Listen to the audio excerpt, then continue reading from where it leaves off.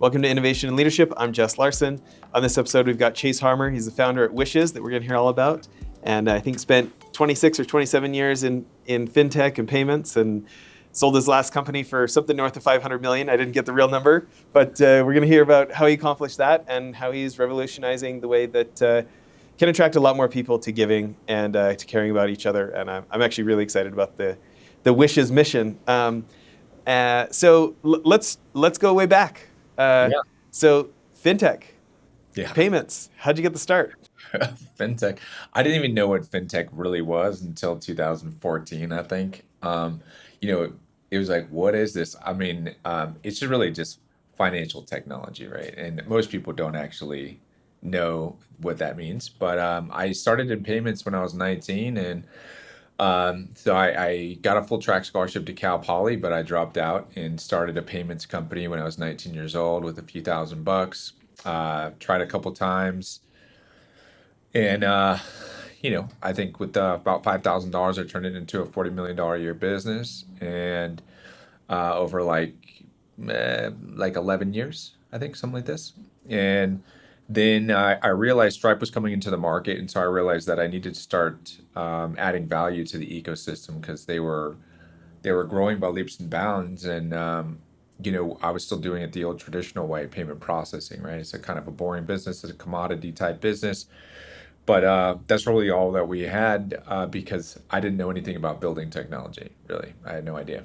And so, as a non-tech founder, I thought, well, first, what do? You just got to go to India, right? That's where you like get the engineers. I didn't know anything back then, and so I just kind of arbitraged some of the money that I made.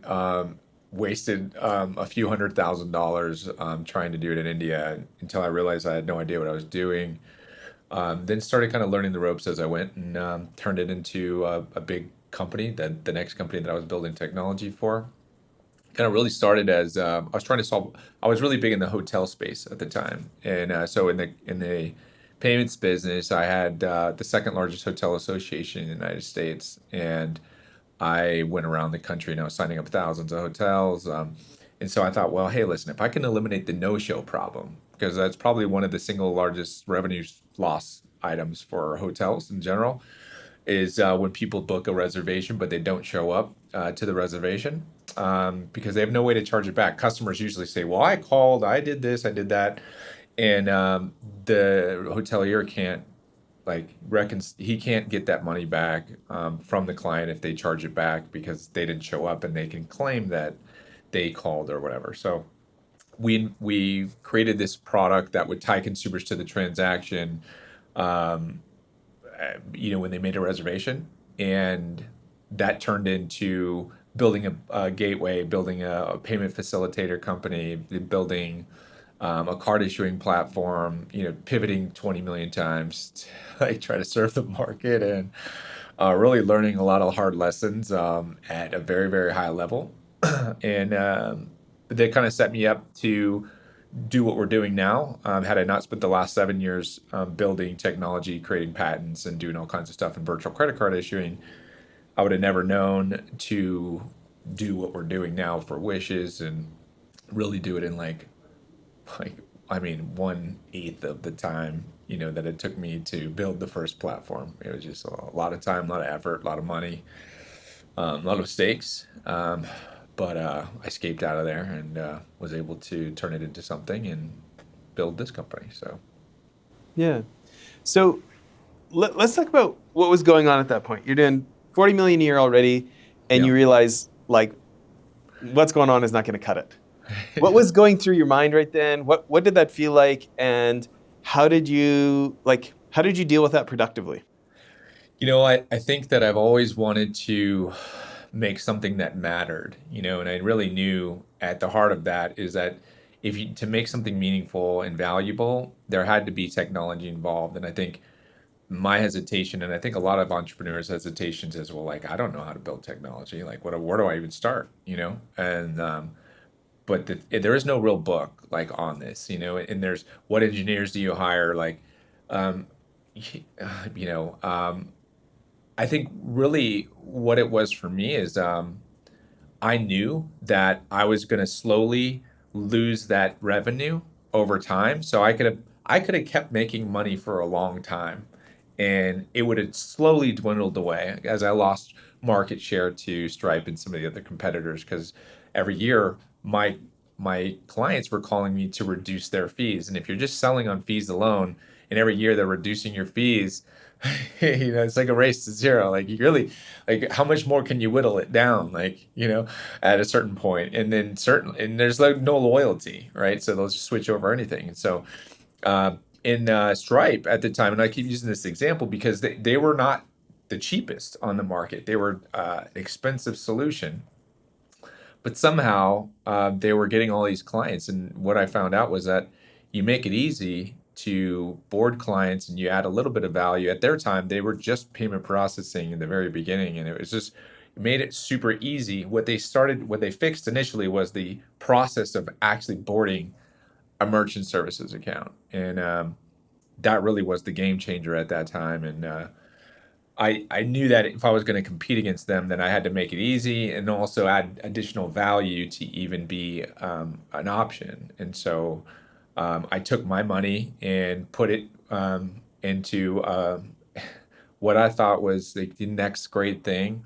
And that ended up costing me a lot more than 2 million. I put $2 million in. It ended up costing me a lot more. And I think it's just really generally, I didn't know what the hell I was doing. And there is no book for it. PayPal, they can go in a room and say, hey guys, we have this idea.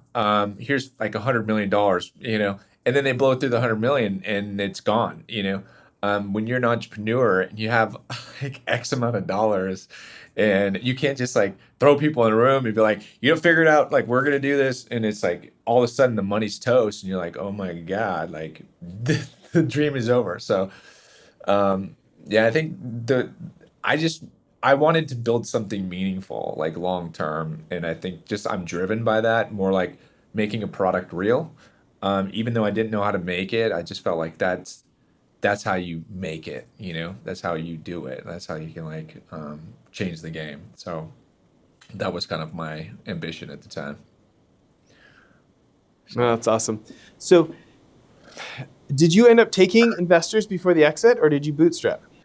I bootstrapped the first few $1 million, and then until finally we had something that was working, and then we raised close to $30 million after that. And then the company was acquired by a travel company, and um, in a mixture of cash and stock. And so, um, yeah, I mean, it was they're in a kind of different area, but because of the fact our market really became like, when we came into the e-commerce space, what I saw was, so we went from like this fraud prevention company to like building gateways and do this, because I was like, man, we have to be everything, like Stripes, everything. We got to be everything. You got to be like all in one solution. So sometimes I felt like I was building staircases into the ceiling, like the Winchester Mystery House. It's like you didn't even know, our team didn't even know what they were doing sometimes. There's just so much going on all the time. But really, where like we got traction in the market was in e-commerce. Most of the online e-commerce um, store owners were really using their debit card to run their business. And when you're using your debit card for your advertising dollars, you're not making any cash back. And um, what we saw there was an opportunity, and the reason why is not because they don't like want to use a cash back. It's because most people that start businesses don't have like tons of money, right? And they don't have like a huge arsenal of cash laying around. And so they don't have huge credit lines where they can make these cash back. So what we did is we built a process to attach their debit cards to a virtual credit card, which essentially was making the purchases for their online advertising, and then was giving the 2% cash back to the online e-commerce marketers, and then we're rolling it in with payment processing and all these things. And so that started to gain traction, and that really got us, in the market where people were utilizing the product and whatnot. And that's real kind of like how we grew it. That was like the unique selling proposition, is this 2% cash back. And even today, there's no one else that's doing that. I think Stripe actually charges like 2% to use their cards. So it was kind of like the reverse model. And I knew that they would have to completely change their business model to compete in that space. And so we sucked up a lot of e-commerce opportunities and marketplaces that were out there doing, which everyone spends money on. You can't actually live online if you're not spending dollars online trying to acquire traffic, trying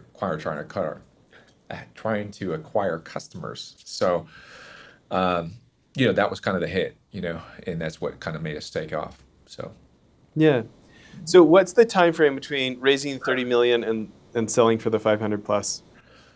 um, that took about 2 years after. So it was a couple years after. So, fintech, the great thing about fintech is that um, if you can solve a real problem and you have traction, it becomes a pretty valuable entity. And I think similar to what we're solving in the charitable giving space now, we're not even revenue yet, but we're already valued at like $20 million, right? And so I think that's what I love about fintech is that, and this is why I think pretty much if you look at every app that's on your phone, there's a fintech component that's involved in making that a valuable company. And a lot of these guys, they'll outsource a lot of that stuff initially until they have enough revenue to start trying to build these parts themselves. And eventually, a lot of these guys do that.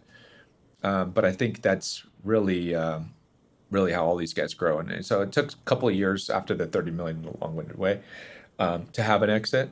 That was done in 2022. So, yeah. Amazing. Well, so let's do this. Let's take a detour to Wishes and then come back and finish the rest of the profit pay story. Sure. Um, how do you describe the problem that Wishes solves?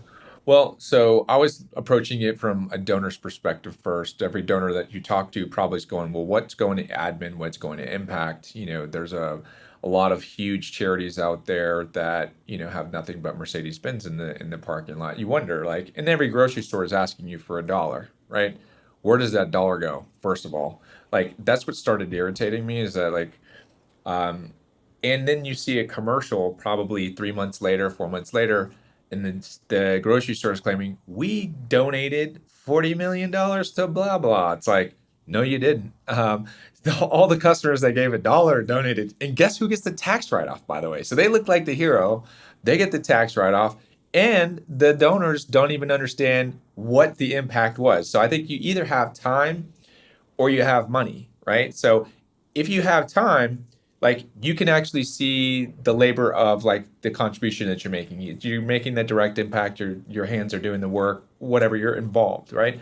But if you have money and you're donating to causes, you'd like to understand. I mean, people give to people, right? So the macro problem that we're solving is transparency. So then I thought, well, I'd spent the last 7 years pioneering virtual credit card technology before Apple Pay was Apple Pay, and people are used to seeing virtual credit cards on their phone, making a purchase with their iPhone or their Google phone device at a grocery store.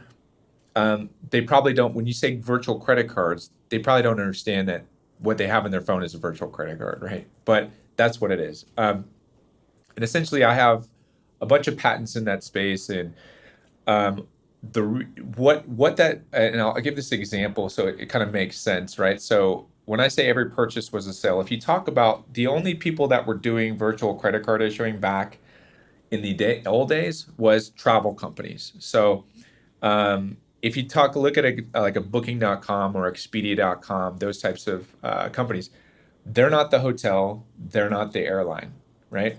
So when a customer makes a purchase at Expedia, how do they actually book that ticket in real time? The answer is when people purchase that Expedia, they actually create a virtual credit card and then they pay the hotel, and then there's arbitrage on both sides. So I became fascinated with this idea of purchasing a purchase. Every purchase was a sale, and arbitraging the credit card interchange in between. And I was like, well, listen, like the biggest problem that can't be solved in charitable giving, which all charities know that they have to show impact. If you're going to ask me for $100, you have to come back and ask me for more money later, and they're not able to do that. So we essentially use the same model. We have a 501c3 on the front side, and then we have our fintech where all of our investors sit on the back side. which is kind of the platform, right? So all dollars go in through the 501c. So number one, all charitable donations through our crowdfunded platform are tax deductible, if whether that's to an individual, charity, or a cause. All the other platforms in the market, GoFundMe's, all these other ones, none of them are tax deductible, right? So the only thing that's tax deductible is if you donate to a charity directly through those platforms. So, and then we turn those into virtual credit cards. We issue those directly into the charity or to the cause of the crisis. So we can actually fund up to 10 times faster than the market. So if you look at like GoFundMe, it takes 10 days, Instagram's 45 days, Facebook's 90 days. We can do it in 1 day.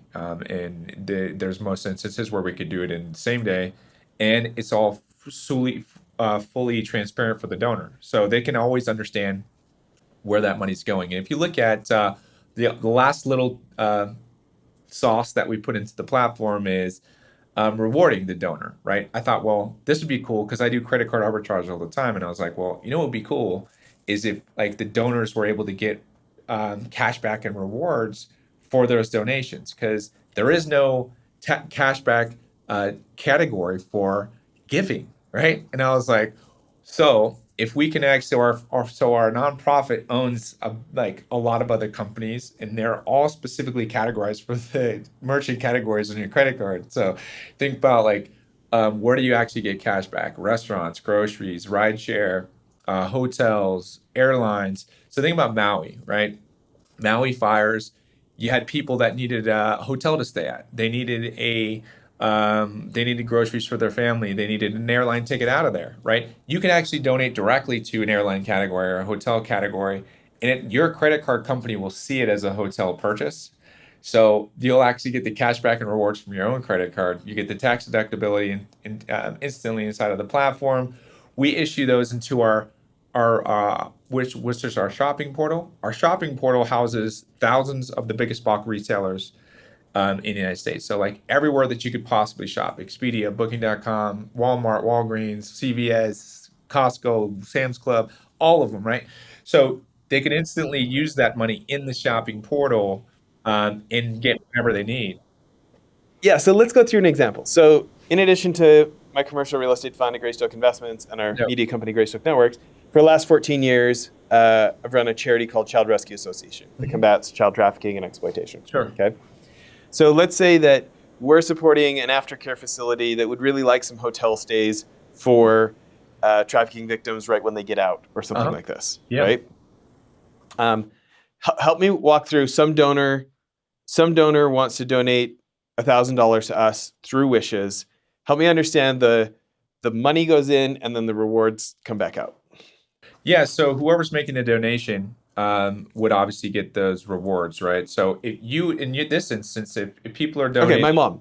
Let's say my mom wants yeah, to give me $1,000. Okay, right, so she uses her personal credit card to give 1,000 to you in the first place. two wishes, yeah, through wishes. So To essentially, Wishes. so think about it from the wisher perspective. So you would actually be putting up the story inside of wishes, like so. Yep. You say, hey, this is the story. We're doing this for the traffic victims, blah blah, right? She would actually donate towards your story, and she would get credit. She would donate towards the hotel category, so she would get her cash back and rewards. She'd get the tax deductible receipt, which is all managed through our platform, and that card would be issued directly to that story, where you can either issue that directly to the charity, or you could actually buy a book of rooms through Expedia or Booking.com or whatever. But you can only utilize it at like a travel, like or a hotel. Like you can't. So like think about it like a gas card almost, right? You can't use a gas card inside of Macy's, right? You just can't. So that also helps the individual fundraisers. So the biggest problem that the crowdfunding platforms in the market have today is they have no control after they give the money to the bank account. It's like no holds barred. They get that money, they're off doing whatever it is that they're doing, and who knows what they're doing. I mean, there's Netflix specials about what they do on like with once they get funded on GoFundMe. So the reality is, we have really proactive um, transaction monitoring tools in place where we actually can see those transactions in real time. And if someone's trying to abuse or misuse the system, we can just cancel a card, and then that's it. Or we can pause a card and be like, "Hey, listen, don't do that," type of thing.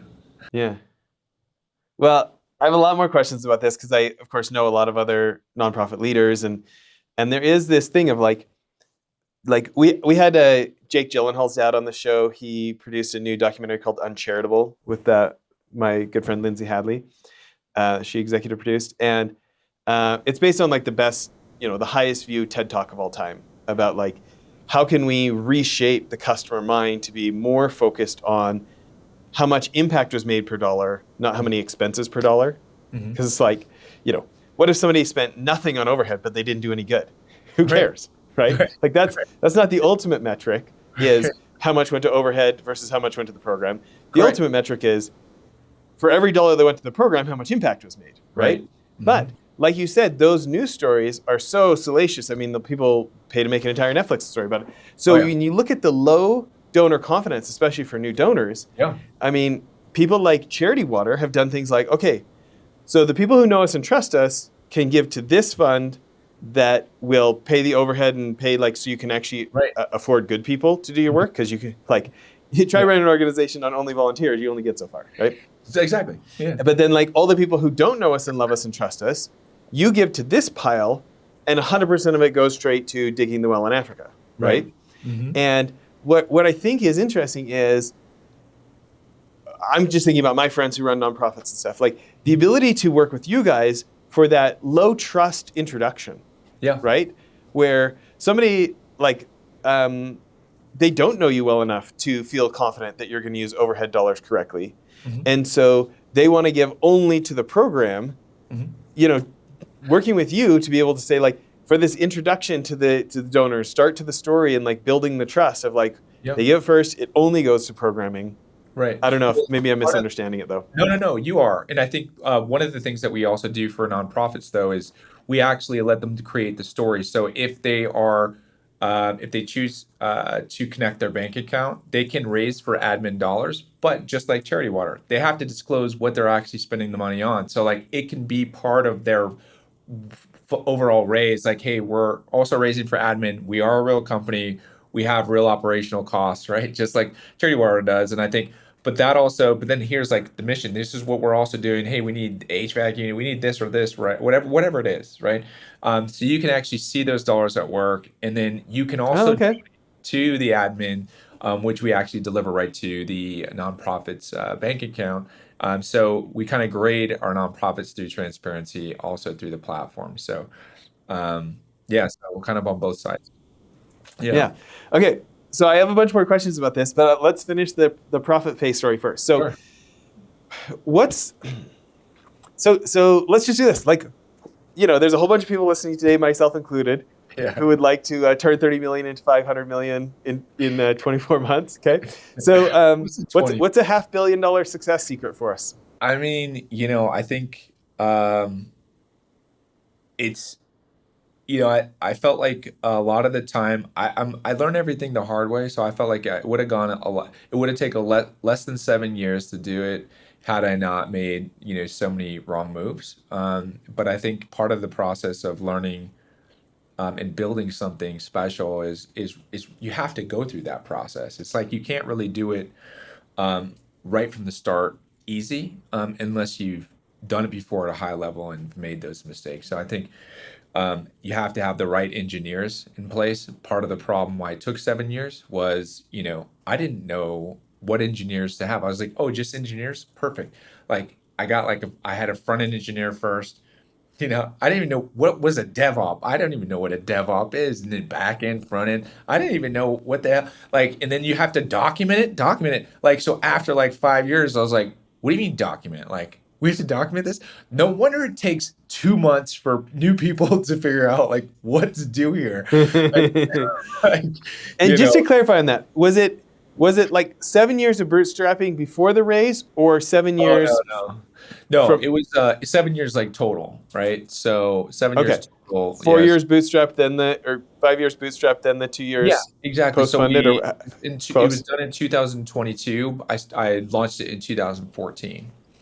So was that- yeah, 7 years. About was the 6 years. I don't know how to count. So it's like close to 7 years basically. But yeah, so yeah, I mean, I think a lot of it was just having to redo a lot, so, and it's just really knowing how to get the right people and do the right things. And that seems like obvious, but it's not actually. I just have to say, I have a lot of respect for people like you who have like the guts and the like accountability to start by bootstrapping. Yeah. There's a couple multi-billion-dollar success stories out here in Utah, Pluralsight and Qualtrics, and like I think Qualtrics bootstrapped for like 14 years before they took money or something. Okay, Yeah. and It's hard there's work. like there's like a discipline on like what we're doing needs to work when you're bootstrapping, right? And they work out so much. I mean, that it's so much more profitable that in the end you're not giving away all of your equity to get the money, right? But think about how I mean, you and I both know so many folks who are undisciplined who are like, I can't possibly quit my job without a few $1 million in the account, right? Or like, Yeah. they're like they don't start on anything until after the money's raised, and then they burn through all of the first investors' money, and then come to this point of like, oh, are we actually going to get serious now, or are we going to say I'm sorry, Yeah. right? And a lot of them just say, I'm sorry, Yeah. I'm right? sorry. When it's your cash, Yeah. like every dollar is precious, and there's this accountability feed loop, and it's so stressful and it's annoying and stuff. But I mean, look at this. I mean, how awesome is fundraising when it's like, oh, we worked out all the crappy part ourselves. Do you want to get in? Do you want to get in for the scaling? But it's more profitable for you. And anyways, I don't know if you feel differently or similar. I think I have a weird concept about money. Like, so for me, it's like it's all or nothing all the time. Like, it's either I'm gonna be dead broke or extremely wealthy. There is no in between. Like, there is no in between. Like, if I have money in my pocket and I have an idea, like there's nothing that will stop me from pursuing it. I will I will literally use all the money I have and then figure out the next month after that. And so I think that's kind of just like how I roll. It's just how I'm like built, which is random. And I just have a weird concept about money, even when it was my own. And No, listen, yeah, I have all these people on the show who've grown companies into the hundreds of millions or billions, and then I have, like pro athletes, from action sports world, or stand-up comedians like Jay Chandrasekhar. Now he's like a famous movie star and director and stuff, but he's also still a stand-up comedian 25 years later, right? yeah, And like, these hardcore special ops guys, like the tier one guys at like the classified levels of special ops, like there's a big personality similarity of like going for broke. Like, 97% of the world wants to just stay here in the valley and keep farming, right? And then yeah. like biologically, there's like 3% that are like, I wonder what's on the other side of that mountain, you know? Yeah, yeah. And so all I'm saying is you probably could have been Jason Bourne. I'm just putting that out I there. feel like I could Uh, have. I feel like I could have yeah. been. I'm more So Jason Bourne than anything else. let's keep going on this though. So thinking about, the business press is full of you shoulds, right? And everybody has an opinion, but so few people have experience. What's another one of the principles for you that you feel like made all the difference of this $500 million plus sale?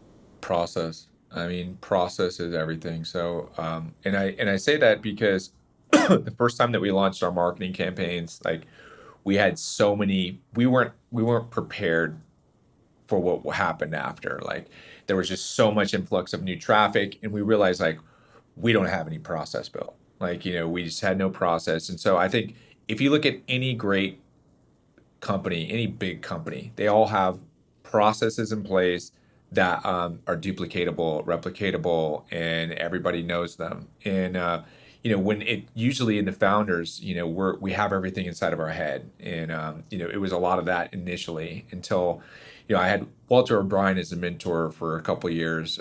He's one of the smartest guys in the world. I don't know if you've ever interviewed that guy, but he's pretty legit. And so he taught me a lot about to go slow to go fast type of thing. And so I think, I was always rushing. Like I mean, when you have a startup and there's just a million things going on, you got fires, probably more problems than anything else. And I think you fail more than anything else. And I think a lot of the failures that beat you down.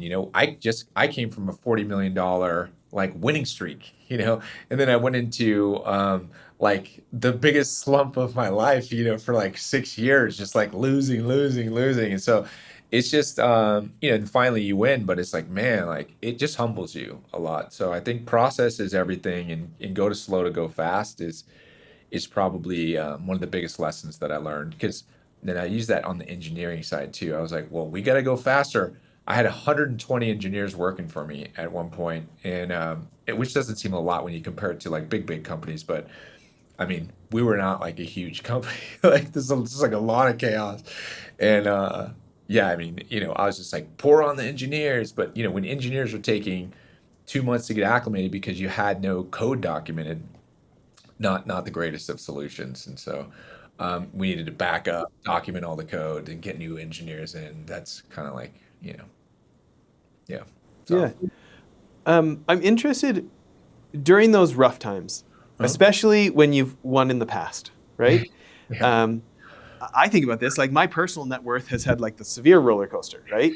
Yeah. At different times, like really severe. Okay, and I'm interested when it's really sucking. Yeah. What do you tell yourself? Like what helped you during the rough times when it's like rough and then it stays rough and then it stays rough and then it stays rough? Yeah. What are you telling yourself at that point that worked for you? Um, I just think whenever like there's just roadblocks and everything. If I see daylight, like I feel like there's a chance. I'm like the eternal optimist. So like I never give up, and like I think the only person that could say it's over is you. Like the fat lady can't ever get on the stage unless you give her the microphone, say sing your tunes. And so it's like really I think it comes down to sheer will, and perseverance, and it's just really kind of like if you got to figure out a way. I think all entrepreneurs and founders that have been successful at some point, they figured it out. Like, a lot of stories like they were just about to go broke, like they just about to lose everything, and then somehow magically like they figured it out. They got some sort of solution. Some guy came in, um, they had a like God moment. It happens, but it's the founder that kind of creates those opportunities, and or in the CEO, whatever. And so I feel like all great founders, they figure it out, and as long as there's some daylight that you can cling on to, then there's a chance. You know? Yeah, I think for me, when I've had like really prolonged downs, right? Like my faith, reading like Stoicism books, like I love Ryan Holiday's book, The Obstacle is the Way. Just like watching YouTube videos of my heroes, the Warren Buffett's of the world, and just watching their speeches and like listening to other, podcasts of like somebody who did it and went through the crap too and Yeah. ended up succeeding in the end. Those are some of the ways that like I've tried to do it, and like especially the it's not what happens to you, it's what you do about it kind of stoicism stuff like has helped me framing wise. What were some of yours? Like were there any like did you have any business heroes you looked up to? Did you have any go-to books? Did you what got you through the crappy times? I think that the book Delivering Happiness by Tony Hsieh, it like really I can relate to that story a lot. It's just it's like he's always on the cusp of failure, and then like, he just makes it. And so there's a lot of that, but I think the guy that I listen to probably the most is Jordan Peterson. I listen to a lot of Jordan Peterson. I can't get enough of Jordan Peterson. Like I can dig it all day. Like he's just he just brings out like some real like thoughtful think it really makes you think, and so um there's a Personal lot. responsibility. Yeah, I Like mean, is there anybody better at like like helping you go like, oh, I guess I could take personal responsibility for my yeah, situation, dude, right? he's the reason why I make my bed, I swear. Oh That's man. so great. I want to go back to process though, because Yeah. if that was your answer, when I'm saying like what's one of the most important principles, you're saying Oh yeah. process. Give me an example. Do you like agile? Do you do like lean operational excellence? Did you just make up your own? Or do you like the checklist manifesto? Like who were your process heroes, or what methodologies ended up working for you? Yeah, well, I mean, we use Asana and Jira and all those things, but I think really because you can write it down, but unless you actually train people and go through it, it's really just it's not duplicatable. So we really built our own systems to do it because I didn't really know. And then we have ticketing systems and all this that come into the platform and tell us what to do, when to do it, when things break. if we're not aware of that. And then we also try to get feedback from our platform users, right? So the platform users will always find things that you're just not even looking for, right? Because we see it from a different side, and you try to put yourself in the user's shoes, but the reality is like you're not really a user. You built it for the user, right? So you can't really like see all the kinks that they see because maybe you're looking at things differently. Yeah. So Okay, yeah. so I'm a total believer. I'm loving everything you're saying, but what I would love is some granular details on. I mean, it's hard enough to invent the structure that you think, okay, I think this is the process we'd follow.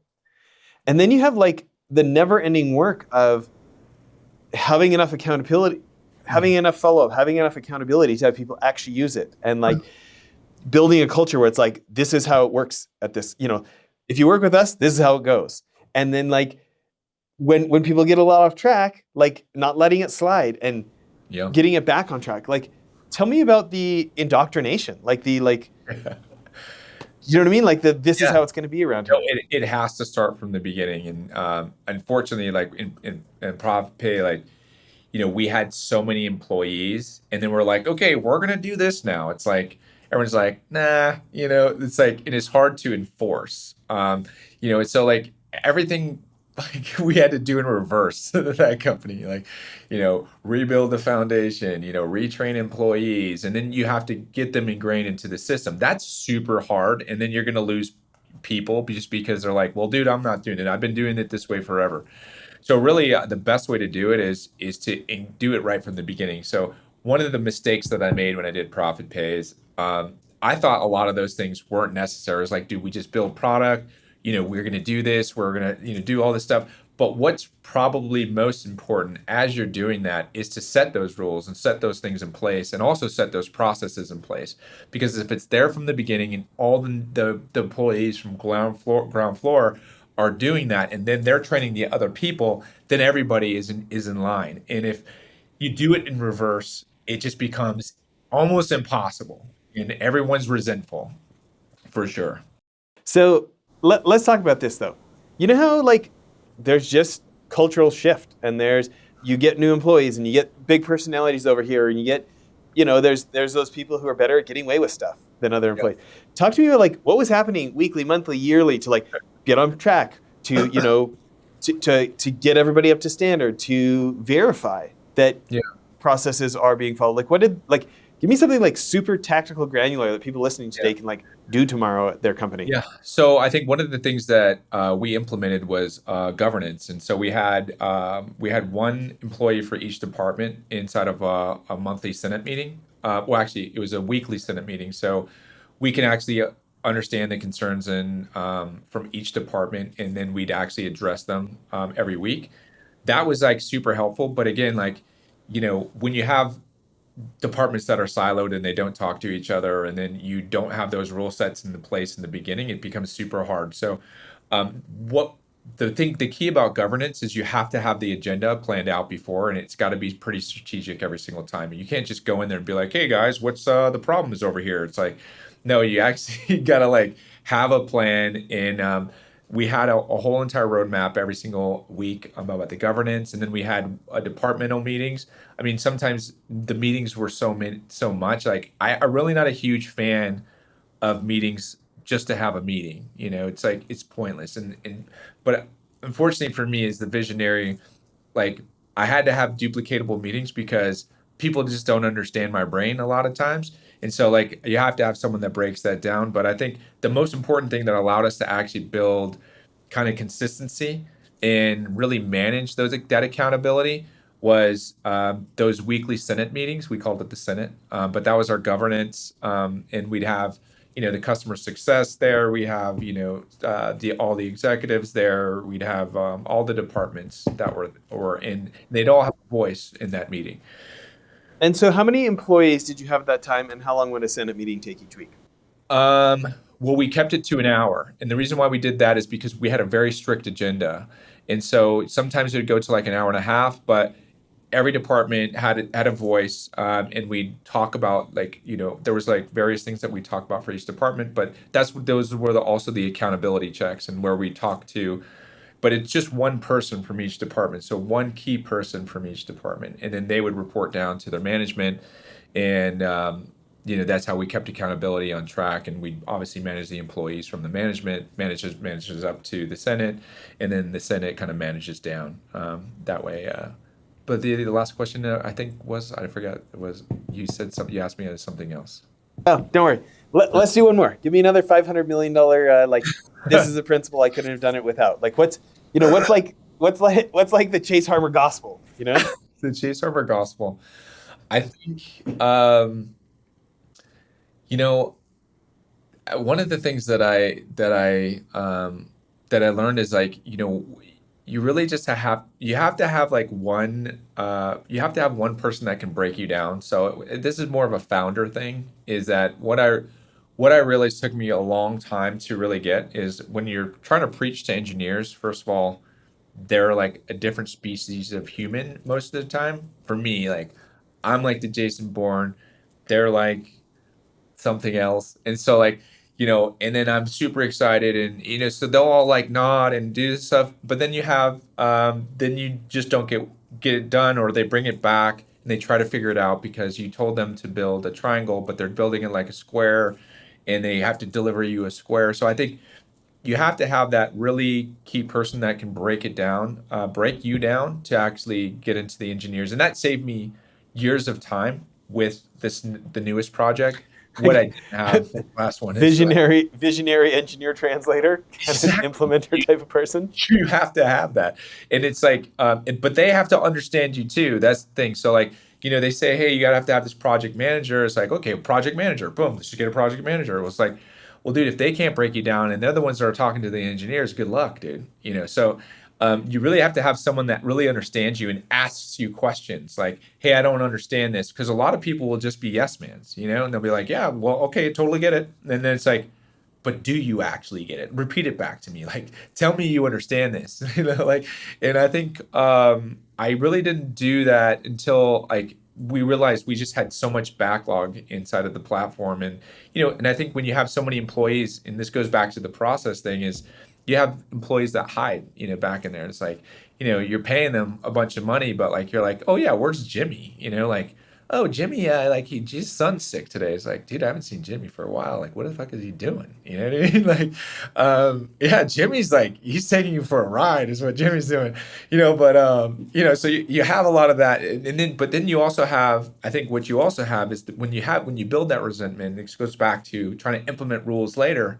When you build that resentment, or employees start having that resentment for you, um, then you get off a call, and you're like, yeah, dude, I nailed that call. Like, they totally understand this. And then they're having another call, and they're like, and she's like the one boycotting you. You're like, like, this isn't good. Like, we can't do this. It's like, but you don't even realize that's happening. Right. And so, and that can actually create, and then those people become like cancers in that organization, like in the siloed organization. And then you really just don't get crap done. And so, that those were kind of the things that were happening too, which we had to weed out. But like, if you don't know what's happening, and a lot of it just comes from you trying to build process too late, and because people resent the fact that you're trying to do this, and then they boycott you, behind your back, because they're like, yeah, totally, Chase, yeah, totally get this, bro, yeah, let's go.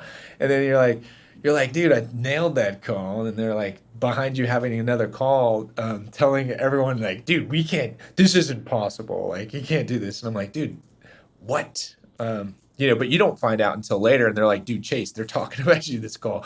And I'm like, dude, it's crazy. So I think, there was some of that stuff going on. And I think that those were some of the biggest lessons that I learned, is like, you got to really cement that, even though it seems unnecessary in the beginning to like format this process. You're like, dude, I'm formatting this process for something that doesn't exist. We're building a product, bro. Like, there's nothing here. It's like, no, but if you don't do it, like, you will pay the consequences later, and because the time that when it comes time to launch, you're like, dude, we spent a year and a half building this product. We need to get to market. Like, now we got to build process. No, like, it's easy to do it if like when you're doing it, it doesn't seem like as much work. But when you build the product and then you have to go back and do process, it's basically just like having a bunch of engineers build code, and then you're like, hey guys, go back and do 5 years of documentation now.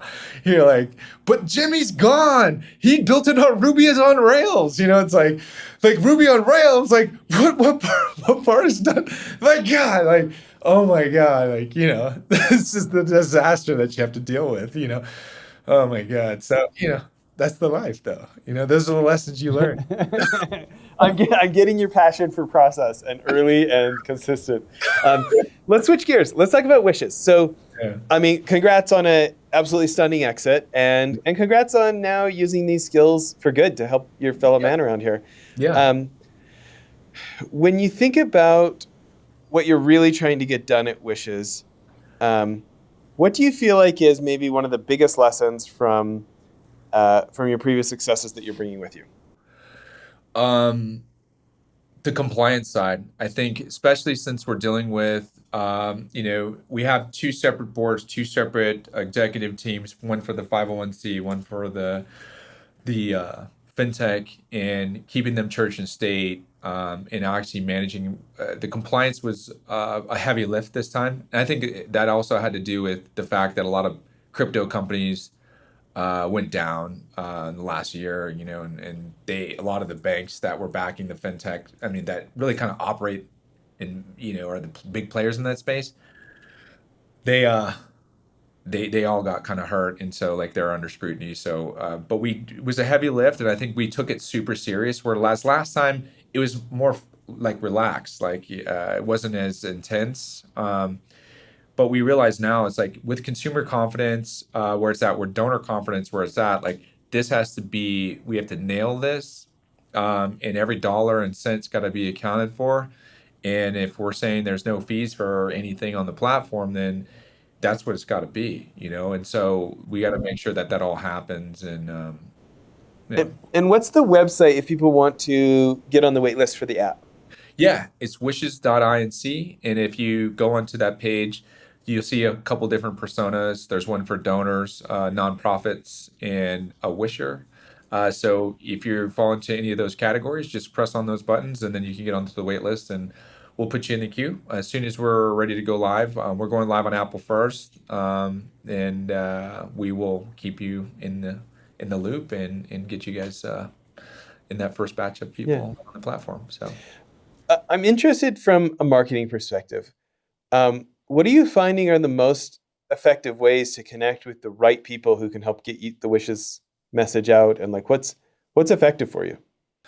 Well, what we're seeing is that so we did some preliminary testing and we signed up thousands of nonprofits. Nonprofits realized that this is going to be a great way for them to raise funds and bring awareness to their causes, but also donors are super excited about this platform. And if you ask any donor about, like, this is really why I built the platform, really is like I wanted to be that trust engine that donors can always count on to always understand where their money goes and how that money's being spent, whether it's going to admin or the mission. I think we're really kind of spreading the word organically, but we feel we also built this as a private label. So the way that this expands in reality is these nonprofits, they load up all their donors.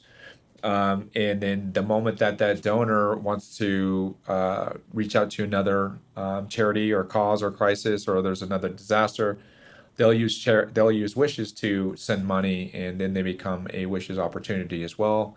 But we feel like you know the wishers having a great experience will also post on social media, and we've kind of gamified the internal aspect of it as well. So we've made it pretty cool for both donors and wishers to really kind of reap the rewards of being on the platform. And we hope that through social media, it organically, and also through influencers. Sorry, so we're also running big influencer campaigns with like NBA players and some of the more well-known influencers to run fundraising stories, which will kind of just like, so as soon as we get those guys on the platform, the, they'll bring their own audience who will all download the app and grow it that way too. Very So, cool. yeah. Well, congrats on all the success.